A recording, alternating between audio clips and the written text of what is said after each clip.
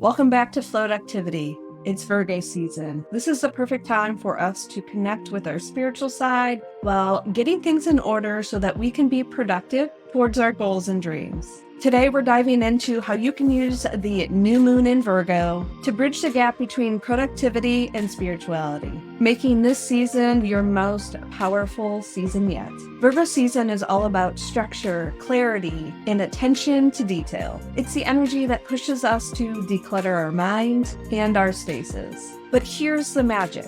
Virgo isn't just about getting things done. It's about doing it with intention and purpose. The new moon in Virgo on September 2nd at 10:33 p.m. Eastern Standard Time is like a cosmic reset button. It's the perfect time to set intentions that are not only productive, but also deeply aligned with your mind, body, and spirit. This is where the true power of Virgo season shines. So let's talk about how we can use some tangible tools to use this Virgo season and Virgo new moon energy towards our dreams, desires, and allow us to manifest with the moon. If you're new here, my name is Cara. I am a certified life coach who helps you bridge the gap between spirituality and productivity. It's finding the balance of doing and being. I love using tangible tools like my Manifesting with the Moon, printed and digital resources. I've been using this time to hone in on the details of what I'm going to be offering in 2025. My previous versions of the Manifesting with the Moon printed journal was something that you can use whenever you wanted, kind of for the neurospicy girlies like me. But I found that when I actually have tangible steps in reaching towards my goals and that it's clear and concise, it helps me move along faster towards the things that I'm working on. So I'm excited to announce that I'm going to have a 2025 printed workbook, which is going to be from January to June. I'm also making a 2025 Manifesting with the Moon digital planner, which will have all 12 months. Someone like me, I'm going to use the paper version and the digital version. I love digital planning because if I don't want to hack or bring things with me, I can look at the things that I've done on my phone that I've used on my iPad. If I want something physical, I'll just print it out. But I'm also a big lover of the printed journal. So stay tuned for more details because this is going to be the resource for you to bridge the gap between productivity and spirituality. So stay tuned. So let's break down the steps to help give you momentum towards your goals and dreams that you're wanting to manifest this Virgo season. Step one is getting crystal clear about what you desire. What is the feeling? What are the things that you want that aren't material? You know, a lot of people say that they want more money, but what in fact would you do with that money? I have a little story that I'm going to give you on this getting crystal clear. One thing that I put on my vision board was to have a stylist that would help me be able to put simple outfits together, kind of like a capsule closet. I realized that my Nordstrom credit card actually has this as a free service. So I decided that I was going to make an appointment and show up to get this free advice. Unfortunately, it didn't work out. Not to get into a long story about it, but ultimately I was feeling a bit disappointed. So I decided to go have some lunch, really sit on what am I supposed to be learning during this. And really, when I sat with this desire, I was there to be able to pick out staple items for my closet. And so I decided to browse around the store and I found the items that I felt like would help bridge the gap in the holes of my wardrobe. While going to a stylist is still on the list, that's not what I needed in that moment. And I was grateful that I was able to look at the lesson in the disappointment. So once I had the idea of being clear about what items I was missing, that was the clear intention I needed for the day, not a stylist to help me. I'm going to save that stylist appointment for when I have a really big opportunity and my outfit needs to be on point. And I'm not there right now. So take some time, whether it's pausing this video or you're going to write down in your journal, what are the goals that truly matter to you? Not what other people think, not the expectations from your outside influence, but this is time to be specific. Virgo energy loves the details. Now, in this aspect of getting clear, you need to make it tangible, whether you write it in your Manifesting with the Moon workbook, whether you make a digital vision board, a printed vision board, or a journal. You can even use a voice diary in your notes app or your journal app on your phone. But the key is not letting it live in your head, but actually voicing it, writing it is going to help you move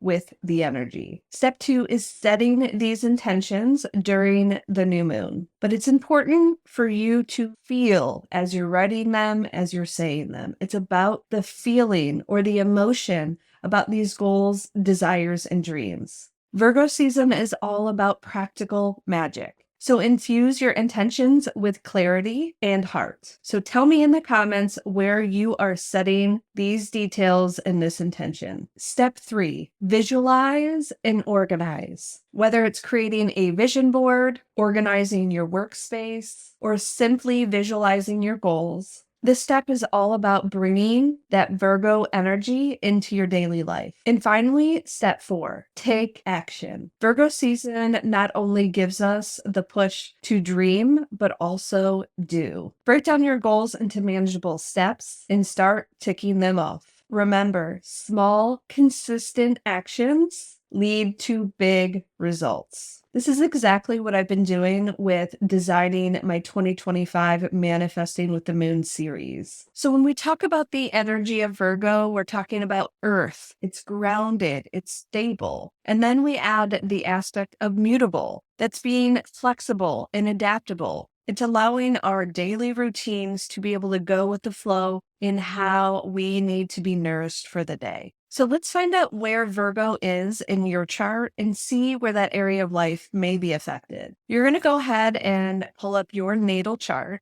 I get mine at astro-charts.com because it's easier to read and less complicated. Then you're going to go ahead and find Virgo in your chart. And we're going to go ahead and look for 11 degrees. Just a reminder that every zodiac sign in your chart starts at 0 degrees and ends at 30 degrees. So you're going to look for somewhere in the middle and then move it a little bit closer to the beginning of that zodiac sign. Once you find 11 degrees, you're going to follow that all the way into the center of your chart. And that number in the center is going to represent the area of life that this Virgo season and this new moon in Virgo is going to be affecting you. So for me, it's in my first house, which is about self, identity, authenticity, and leadership values. Tell me in the comments what house this new moon in Virgo is affecting you. It seems like clockwork for me that this time of year, Virgo season, I am always working on some sort of digital resource. While I don't have any placements in Virgo in my chart,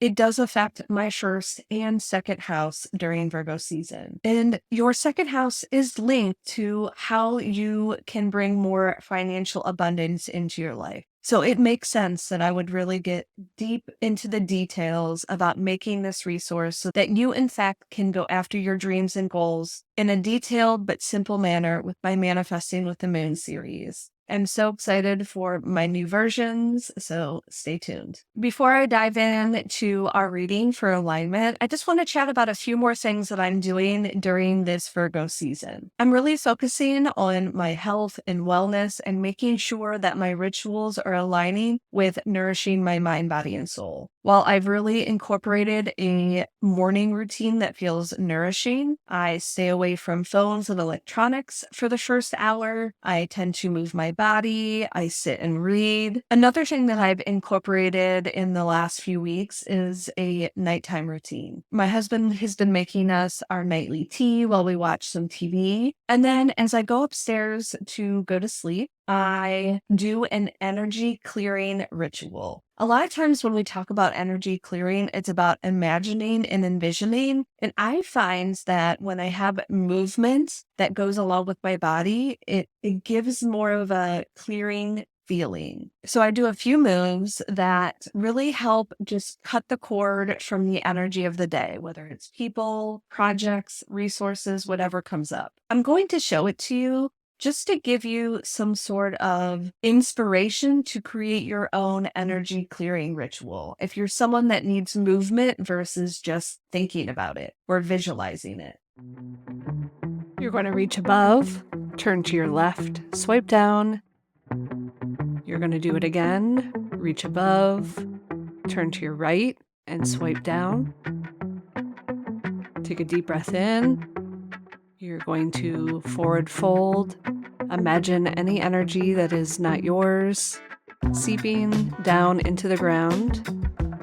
Roll up.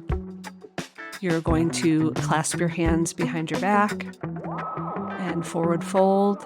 Again, any energy you no longer want, allow it to filter down into the earth. Now you're going to come back up and we are going to do a squat. Give gratitude, set an intention for sleep, and that's it.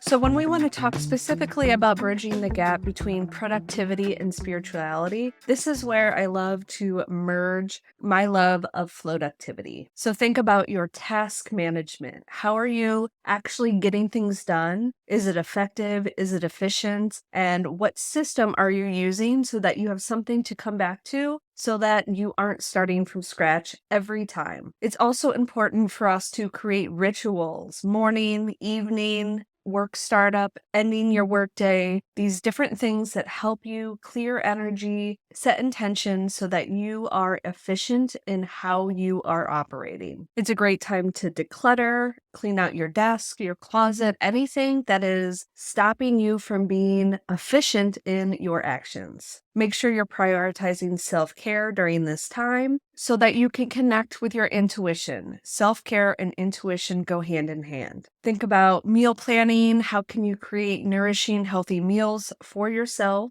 And creating a system so that it's easier and is less on your mental capacity. So make sure you're organizing, reevaluating, and leaving room for growth during this time. Now it's time to do our reading for alignment. So take a deep breath, get grounded, and here we go. I always pick my decks with the zodiac energy. So this deck feels very Virgo for me. So the first question for you is, what energy will help you connect with your intuition? Okay. And then let's get some clarity. What energy will help you connect with your intuition? All right. So right now we have nurturing, we have Gaia and nurturing, and we have new beginning. So you're starting something new or you're wanting to start something new. But we have a couple cards that are blocking you from your intuition. So first, with the Seven of Wands, it's coming into it with a competition mindset. And I think the thing that you're going after, you need to get away from the competition mindset and not be on the defense because it's actually losing control in what you're wanting to go after. And then we also have the Three of Swords in reverse. And this is negative self-talk that's stopping you from moving forward, not having the optimism that you, in fact, can go after your dreams and your goals, and releasing the pain, the trauma, whatever you've been holding on to. It's time to release that. Okay. I feel like I need to pull one more card about connecting with your intuitions because those are the things that are stopping you from connecting with your intuition. Well, it goes back to new beginnings. We have the new beginnings that we already pulled, and then we pulled the Fool. It is time for you to make a step in the right direction. This Virgo season is the time for you to nurture your mind, body, and soul and allow yourself to trust. Have faith in these opportunities, the adventures that you desire because they're yours and it's up to you to move forward with it. So you're being encouraged to go after this new beginning. Okay. What energy will help you overcome your obstacles? Clarification on what energy will help you overcome obstacles. So we have island, solitude. This is really making sure that you're leaving space every single day for your intuition to come through on how you can move forward. And a lot of times it's the how that's stopping our action. And so when we can sit and say, make it easy, show me the resource, that is what's really going to help you to move forward through these obstacles. And then we have the hermit. It's just confirmation that you need to spend more time soul searching, having the introspection and contemplation and getting very, very clear on what you want, not the thing. We're not talking about the material thing that you want. How is it going to make you feel? What are the key motivations? And allow your inner guidance to come through and meditate. Even if you can't sit and meditate and be with yourself, do a walking meditation. Do something to help you move forward. Because with this Six of Swords in reverse, it's time to leave that baggage behind of thinking about the things that haven't worked out for you, because it's your resistance to change that has been the biggest obstacle in your path. So how can you change? Little micro things at a time. Adding just a few minutes, even just that little energy clearing thing that I did, something like that takes 1 to 2 minutes. You don't need to spend hours on meditation, energy clearing, whatever it is. Just take a few moments out of your day to allow yourself to connect within. What energy will help you embody your intentions? Yes. Okay. This reading is really on point. All right. So first we have breath, forest. So consider doing breath work. Consider spending more time in nature. See which one resonates with you internally. And consider trying something new. We have whale and breaching. And consider something out of your comfort zone that can help you maybe see things a little bit differently. Because when you're open to new ways of doing things, you have the Nine of Cups. Your wishes are coming true. They will be fulfilled. You will have satisfaction, stability, and luxury, all the things that you're craving. But going back to the competition, it seems like this new venture, this new step is more of a collaborative aspect. It's getting out of that competitive masculine mindset and allowing to collaborate, learn, try something new, and building something, creating the foundation of what you want with this Three of Pentacles. What energy will help you strategize? Clarity on what energy will help you strategize. And using cards. Okay. All right. We have childhood, innocence. So I think this is really feeling like joy. What brings you joy? What brings you this innocence back to this inner child? And that's going to help you shapeshift into this new reality that you're going for, this new goal, this new intention, your new beginnings. Because with the sun, you're allowing yourself to bask in the pleasure, the happiness, allowing your vitality to come through, and it shows your joy and your warmth. And then you will bring in the success and rebirth that you want. And then we have with the Lovers, it's being open to new types of relationships, whether it's romantic, whether it's career-wise, and it's allowing your passion, your values to have alignment with the people and the resources that are like-minded, things that you want, being able to bring that balance and responsibility in your way of strategizing. Because with the Eight of Cups in reverse, it's giving yourself trying one more time. Because the fear of change or the fear of loss or the avoidance has left you aimlessly drifting away from your manifestation.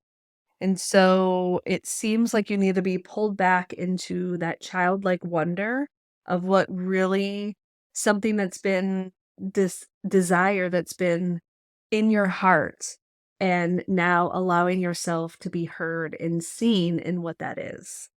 And the last question is, what will allow you to connect with your higher alignments? What energy will help you connect with your higher alignment? I mean, I just love when the readings are just so connected and on point. Okay. So, one, we have dance, we have celebration. That is when you feel like your energy is stuck or stagnant, moving your body. Create a playlist that your inner child would love to dance to. That's really what's coming through. Because when you have this connection to this higher alignment, your instinct is on point. So making sure you have this time and this connection to yourself. Because with the Six of Cups, it's that inner child. It's that innocence, that joy, nostalgia, childhood memories. Bring that into what you're doing right now. Is it a movie? Is it a song? Is it coloring? You really got to sit and connect with it, because you are the high priestess. You have that intuition. You have that sacred knowledge. You can trust yourself in the process as long as you're nurturing your mind, body, and soul, and really allow yourself to receive the sacred knowledge of your higher self, because she is going to guide you. Make a date with her. Make a date where you have time to connect with your future self and your inner child, and your higher wisdom will come through. Such a powerful reading. I'm so proud of you for being here. I feel the desire of your goals, and I'm so excited for you. I know you are ready to harness the power of this Virgo season and the new moon in Virgo. You're ready to align your productivity with your values, your desires, and your dreams. So make sure you hit that subscribe button, like this video, and tell me in the comments what you're manifesting this Virgo season. Let's make this Virgo season our most powerful one yet. Thanks for being here, and we'll chat soon.